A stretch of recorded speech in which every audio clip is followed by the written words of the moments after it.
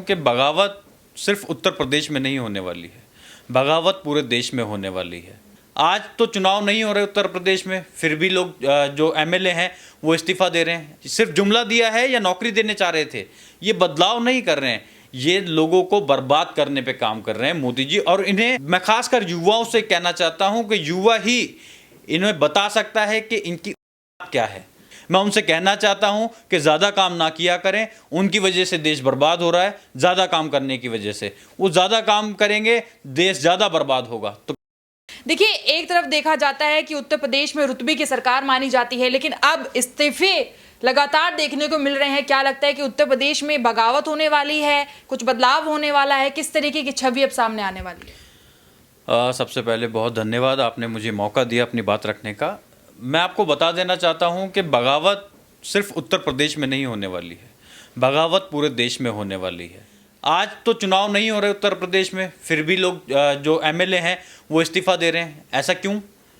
कुछ गलत है, वो समझ रहे हैं कि सरकार गलत कर रही है और नेताओं को जवाब देना पड़ेगा, चाहे वो विधायक हो, चेयरमैन हो, काउंसलर हो या सांसद हो। उन्हें जनता को ही जवाब देना है। एट दी एंड सरकार के बलबूते कब तक बैठे रहेंगे सत्ता में?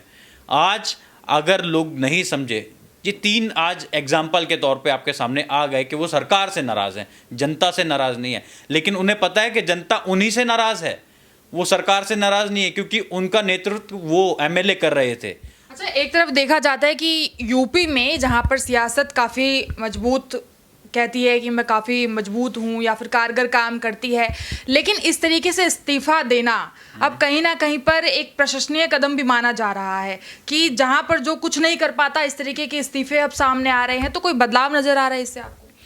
मुझे नहीं लगता इससे कोई बदलाव नज़र आ रहा है। बदलाव 2 तरह के होते हैं, एक नेगेटिव और एक पॉजिटिव, आप सभी समझते हैं। तो ये नेगेटिव बदलाव नहीं है, ये पॉजिटिव बदलाव है। ये समझ में आ रहा है क्या षड्यंत्र हमारे देश में चल रहे हैं, जनता को भड़काया जा रहा है, हिंदू मुस्लिम के नाम पे लड़ाया जा रहा है, और यही सब कुछ तो चल रहा है देश में। और चल क्या रहा है, मैं आपको एक बात बताता हूँ। जैसे आपने सुना होगा अग्निवीर योजना, अग्निवीर योजना के लिए क्या जुमला दिया, और जुमला ही क्या दिया, लोगों को ठगा जा रहा है। जो देश के युवा हैं उनके भविष्य के साथ खेला जा रहा है। कैसे खेला जा रहा है? 17.5 साल से 23 साल की उम्र तक के बच्चों को अग्निवीर योजना में अप्लाई कर सकते हैं। यही एक योजना थी। लीगल तौर पे 18 साल से कम उम्र का बच्चा सरकारी नौकरी के लिए अप्लाई कर ही नहीं सकता। तो क्या वो सरकारी नौकरी दे रहे हैं मोदी जी, या फिर उनके साथ खेल रहे हैं? सिर्फ जुमला दिया है या नौकरी देने चाह रहे थे? ये बदलाव नहीं कर रहे हैं, ये लोगों को बर्बाद करने पे काम कर रहे हैं मोदी जी। और इन्हें मैं खासकर युवाओं से कहना चाहता हूं कि युवा ही इन्हें बता सकता है कि इनकी क्या है। अगर आज युवा नहीं जागेगा, आज अपना भविष्य नहीं समझेगा, तो आने वाले समय में युवा भी गर्त में जाएगा, देश तो जाएगा ही, युवाओं का भविष्य पूरा खराब कर देंगे ये लोग। लेकिन एक तरफ कहा जाता है कि जिस तरीके से सरकार है उसकी बगावत ना तो मंत्री कर पाते हैं, ना ही कोई और कर पाता है, लेकिन इस तरीके के कदम को आप किस तरीके से देख पा रहे हैं? कुछ बगावतें कराई जाती हैं, जैसा आपने देखा कई तरह की। जैसे आप ये मान लो मध्य प्रदेश में सरकार गिरी थी, गिरी क्या थी? बीजेपी की सरकार आ गई। पहले किसकी सरकार थी? कांग्रेस की सरकार थी। उसके बाद इन्होंने बगावत करवाई, नेताओं को खरीदा, पैसे देकर खरीदते हैं। अभी क्या हो रहा है? थोड़ा सा उल्टा हो रहा है। हो सकता है कांग्रेस भी ये काम कर रही हो कि लोगों को खरीद लो, हम कुछ लोगों को पैसे देके खरीद लेंगे और फिर आगे हम भी वही काम करेंगे, खरीद फरोख्त का, हम भी दलाली करेंगे। और क्या करेंगे? अभी दलाली चल रही है पूरी तरह से, नेताओं को खरीद लो और अपनी सरकार बना लो, बस यही हो रहा है और कुछ नहीं हो रहा। जनता के जो विश्वास है उसके साथ खेला जा रहा है, खिलवाड़ किया जा रहा है। अच्छा, एक तरफ देखा जाता है जब बड़े बड़े मंचों पर जाकर प्रधानमंत्री मोदी लोकार्पण करते हैं तो उन्हीं का नाम आता है, उन्हीं की तस्वीर आती है, उन्हीं के पोस्टर्स आते हैं, लेकिन जो मंत्री उनके नीचे काम कर रहे हैं, आखिर उनकी बात कब कौन करेगा? मंत्री, मुझे ऐसा लगता है प्रधानमंत्री अकेले ही काम कर रहे हैं देश में। 543 सांसद हैं, 4,500 से ज़्यादा विधायक हैं हमारे देश में, लेकिन काम कौन कर रहा है? सिर्फ मोदी जी, और कोई काम ही नहीं कर रहा।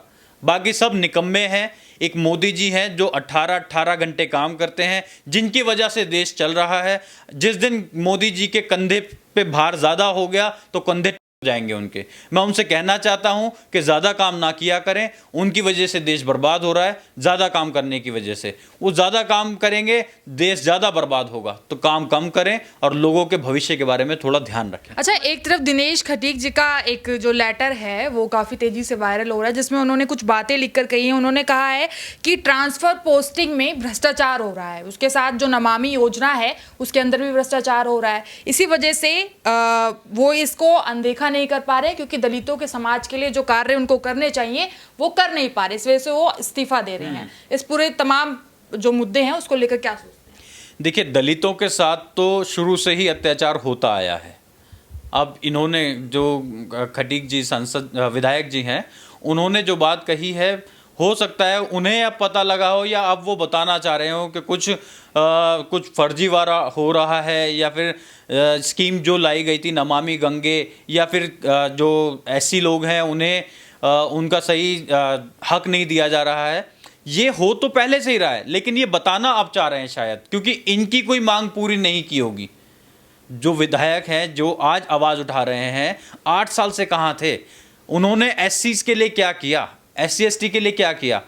उन्होंने भी तो कुछ किया होगा। क्या खाली मोदी जी ही करेंगे? मोदी जी चलो योजना ले आए, लेकिन क्या SC ST का कुछ उत्थान उन्होंने किया? कितने साल हो गए? 8 साल से तो है कम से कम। कह रहे मैं अनदेखा नहीं कर पा रहा हूं। अनदेखा इसलिए नहीं कर पा रहे होंगे क्योंकि उनको कुछ नहीं मिला होगा। अनदेखा इसलिए नहीं कर पा रहे होंगे।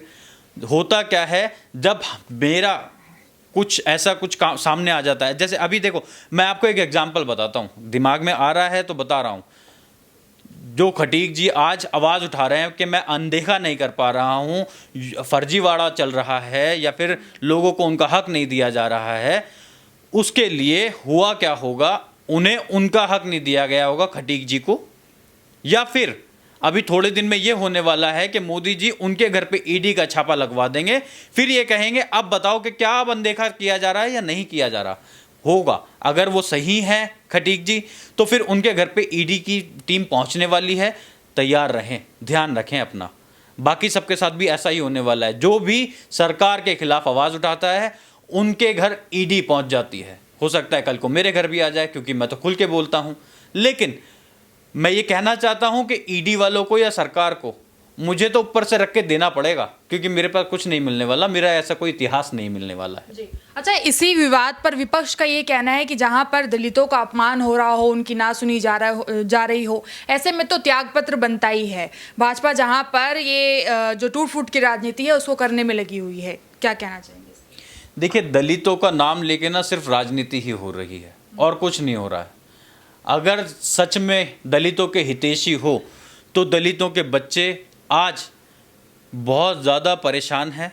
दलितों को, मैं दिल्ली की अगर बात करूं, MCD में जो लोग सफाई कर्मचारी हैं उनको 3-3 महीने तक सैलरी नहीं मिलती है। वो ब्याज पे पैसा लेते हैं, अपने बच्चों को खाना खिलाते हैं और फिर आगे जो सैलरी आती है उसे ब्याज में भर देते हैं। क्या यही दलितों का उत्थान कर रहे हैं? मैं क्योंकि दिल्ली में रहता हूं, मैं यहाँ की जानता हूं, पूरे देश की नहीं जानता हूं। पूरे देश में इससे ज़्यादा बुरा हाल होगा, मैं आपको दावे के साथ कह सकता हूं। अगर उनकी जगह मैं होता तो जो लोग दलित हैं उनको एटलीस्ट खाना टाइम पे पहुंचना चाहिए, उन लोगों के घर पे इस चीज़ का ध्यान रखता। अच्छा, एक तरफ आपने जहां पर चुनावी रैलियों के दौरान में या फिर चुनावी प्रचार के दौरान आपने देखी होंगी कई सारी तस्वीरें जहां पर दलितों के साथ बैठकर खाना भी खाया जाता था, उनके साथ उठा बैठा भी जाता था, लेकिन लगातार जो आरोपों का सिलसिला है वो भी देखने को मिला, जिसमें ये कहा गया कि कुर्सी पर अपने साथ बैठने नहीं दिया जाता या फिर अपने बगल में नहीं देखा जा सकता। इस तरीके के तमाम जो आरोप हैं वो लगातार भाजपा पर लगते हुए आए हैं। अब कहीं ना कहीं पर वो आरोप तो लग ही रहे थे, लेकिन इस्तीफे की जो झलक है वो भी जनता के सामने निखर कर आ चुकी थे। आप क्या कहना चाहेंगे? कमेंट में बता सकते हैं। आप देख रहे थे DS4 न्यूज़ पर, मेरे साथ मैं रिया।